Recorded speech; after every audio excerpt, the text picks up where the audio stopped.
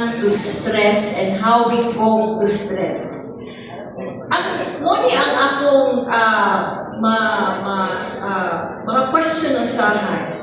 Basta kung diabetic ang usa ka tawo, muadto sa ospital.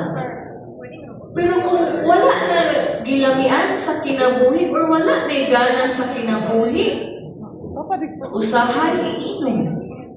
Usahay, biskan asa na lang ang coping mechanism. Biskan asa na lang muadto. Pero dili jud sa usa ka psychologist o usa ka hospital. I know some days we're not okay. Some days na okay kita, and that's part of being human. Isa na dili tao diri. Ang mumutana lang ko. And also, I am very much happy also na nato mga media practitioners today because ingon sila ang pinaka kusgan karon na weapon or sandata, dili na daw pusil, dili na daw kwarta, dili na daw politika, kundi usahay ang pinakakusgan na tool or sandata is ang cellphone o nag-init ng cellphone karon labi na sa atong mga media practitioners kay kamo ang maka-influence, somehow influence sa atong mga readers.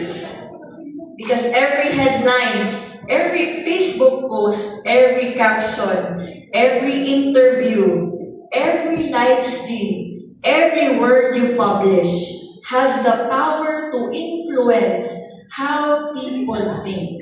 So kanila, side bit lang, this is more than just an inspirational talk, but also helps sa ato ang psych-professional din is the psychologist. In 2013, nainigawas na salida. I'm not sure, mga millennials, I'm pretty much sure 2013, mga millennials pa ni 13 Reasons Why. Kuha man na series. 13 Reasons Why sa Netflix, kadugdong man na series sa Netflix.